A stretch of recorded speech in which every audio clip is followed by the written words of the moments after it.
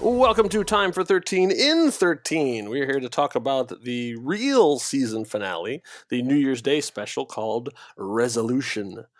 Joining me as always is Rob. Hey, here we go. So now we have the full Jodie Whittaker experience from beginning to end. or the Chibnall experience. That's true. The Yes. Chibnall Who, like a full thing from beginning to end. So we'll get into it and then maybe talk a little bit about our feelings about the season overall. Absolutely. So, all right. So, first of all, let's get started with our alternate title. So, Resolution, which I think, first of all, I'll have to say, you actually came up with a good one of it last time we talked about it off air. And you said, wouldn't it be interesting if this was Resolution of the Daleks? Right? I mean, and they could have. That's a pretty good alt title. So, okay. So my funny title to begin with was Indiana Jones and the Ultraviolet Light. Because that's clearly the most dangerous artifact that anyone could ever have.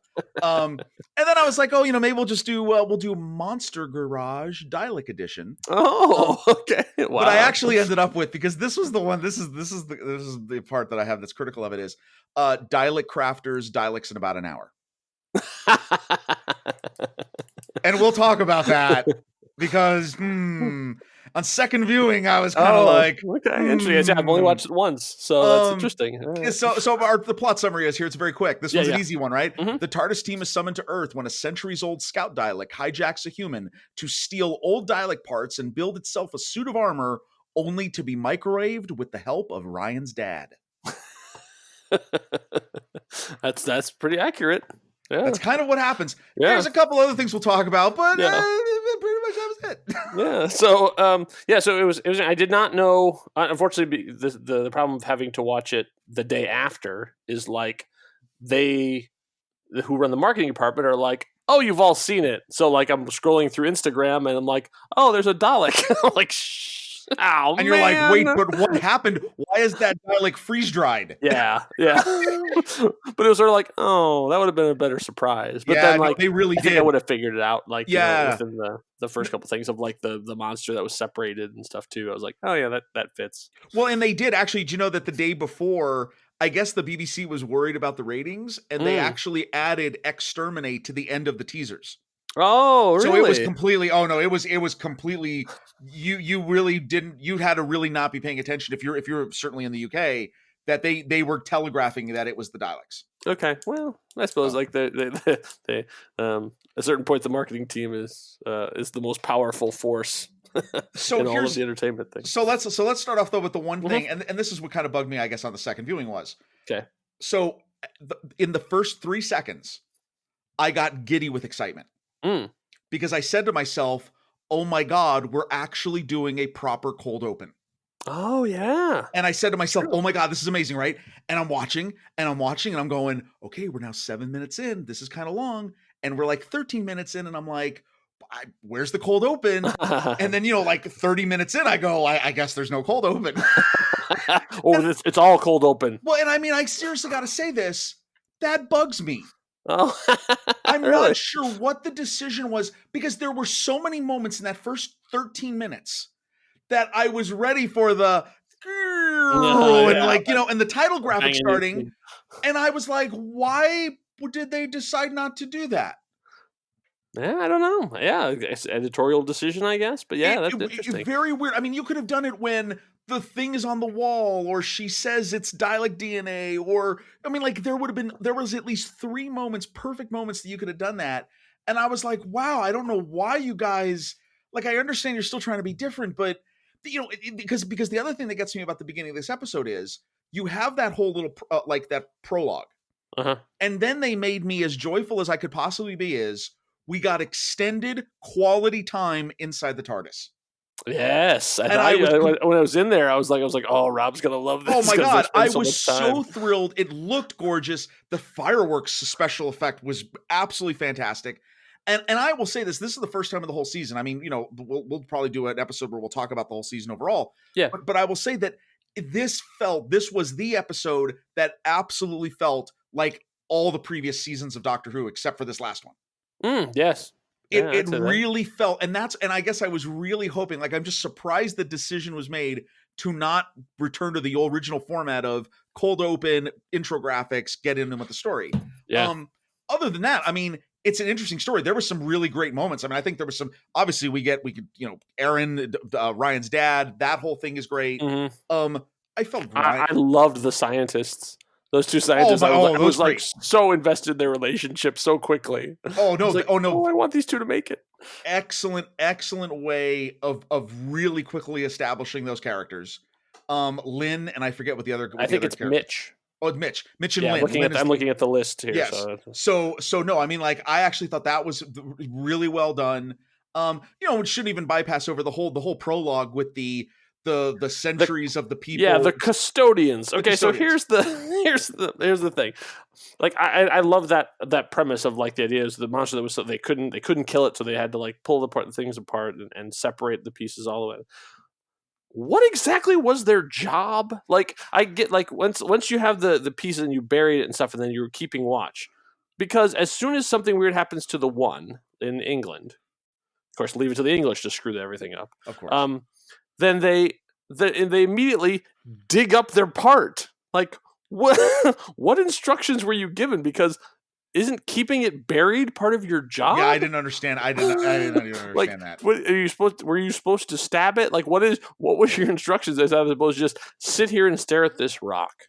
No, it was. And your son will stare at this rock, and your daughter will stare at this rock, and their grandchildren. Well, and I mean, and it definitely had a bit of like a Michael Myers sort of Halloween-esque thing. Like, okay, he's dead. Now we're gonna dismember him. We're gonna incinerate the body parts, and then we're gonna, like, I don't know, put those in hermetically sealed bags and bury them in the four corners of the earth.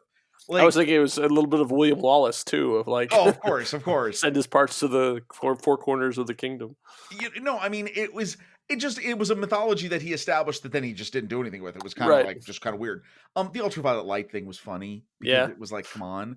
But then once that happens, I thought the whole the effect of the octopus on the wall and the whole concept of it, basically, what I kept thinking of? It was almost right out of the original Men in Black movie. Oh, okay. Remember the character who gets the bug and he's walking like very stiffly. he's being controlled by the bug. Yeah. I mean, I thought this was a much more sinister, much like more, something was wearing an Edgar suit. Yeah.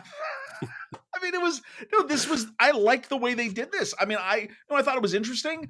Obviously they had, you coupled all of the craziness with the dialect and all this other stuff with Aaron. And obviously that was a great moment. I mean, I think the whole scene of them having the conversation was actually incredibly deep and incredibly mature for what the show tries to be most times. Right. I mean, for a thing about a alien hitchhiker building itself a tank out of spare parts, you also have this incredible father-son, really getting into it moment of, like, like the son not letting his dad off the hook for disappearing on him, and the dad basically saying, I ran away. Like, I didn't know how to deal with this stuff, and I ran away. No, and some of the most brutal honesty.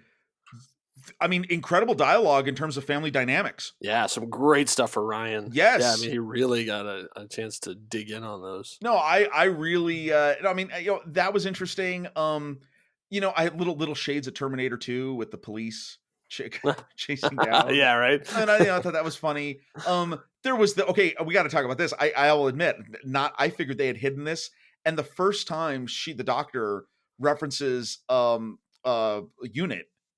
Oh yeah, and you think, like, oh, of course, Unit's gonna run and save the day, and even when she mentions her name, I'm thinking, oh my god, this is a great cameo. I can't wait to see this.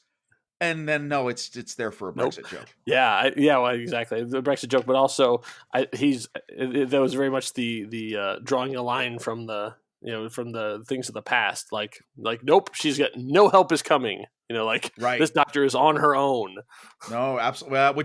Which continues the season, continues the arc. She's gonna have she has the fam, and that's it. So what did you think though of this was my joke in the title?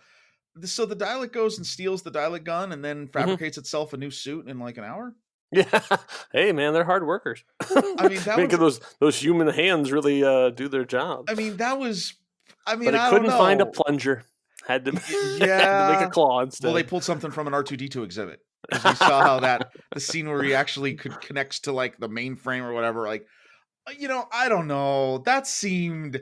I mean, honestly, I've people have been really critical about it online. Oh, Like, really? well, because it's got rockets and everything. Like, I what know, are you it's like, it doing? opens up and it's like, run away, run away. It's fabricated missile launchers and the missiles to go in them. Like, right. What are you doing? I think though it was cool the scene where the Dalek really actually goes nuts. It's got its armor and it takes out basically a whole platoon or whatever that.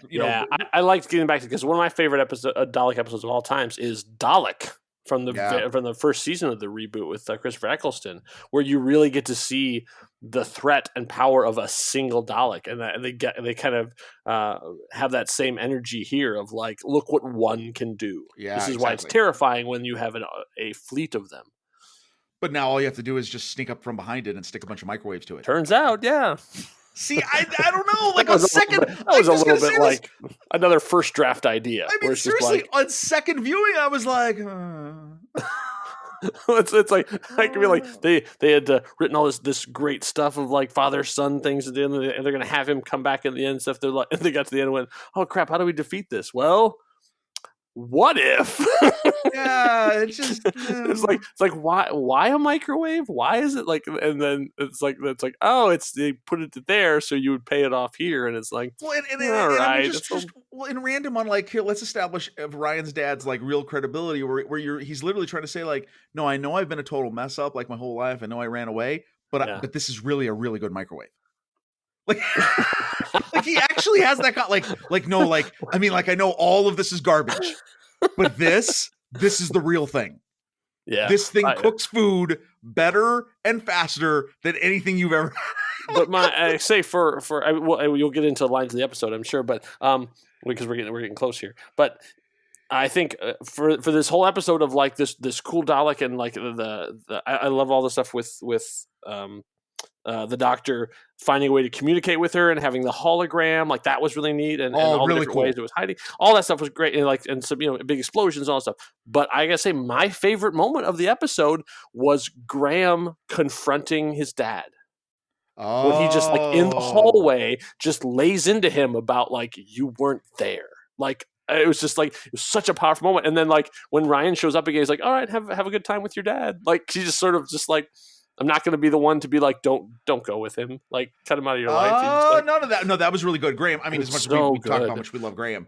No, this was good. But I think they had a good part of that. I forgot about that. Yeah, the Doctor really showing off again that technical ingenuity that has been a very positive for me for the whole series. Yeah. Okay. All right. So time's running out. I just have one phrase. My one phrase of the episode, and this was my favorite. Trust me, I've seen them in action. They fought off so many things, including the worst of their own people. Oh yeah, I really like that line. Yeah. She had some good stuff in this one. So there we go. Confronted with an old enemy. So yeah, I mean, I think as a resolution to the season, I think this was a really, really strong episode for them to end on. Like I was very, very pleased. If you watched the entire season and you were like, I don't know if I like this, this you should have liked this episode quite a bit. Yeah, I really think so. Even outside, I think he did smart of keeping it all new stuff all the way through, and then for the holiday special, like bringing back an old favorite and showing how now that we know what his Doctor is like, their Doctor, I should say, his and hers now, because it's a joint thing for them. And it's with an old villain. Here's how she would react to it. And New Year's Day specials work. Yeah, and New Year's Day specials work. I think it was great. I think I did not feel like it needed to be set at Christmas or anything. I agree. So, all right. So I would say for our ranking, I would put it right about fantastic. So 4 out of 5. I like it. I like that.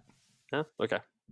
Good. All right. So, all right. So that was our discussion of resolution. I think you're probably right. I think we'll come back and talk about the whole season in 13 minutes. Oh, that's what we'll do. Make a challenge for ourselves. So thank you all for listening. We will be back with a wrap up for the season. Bye.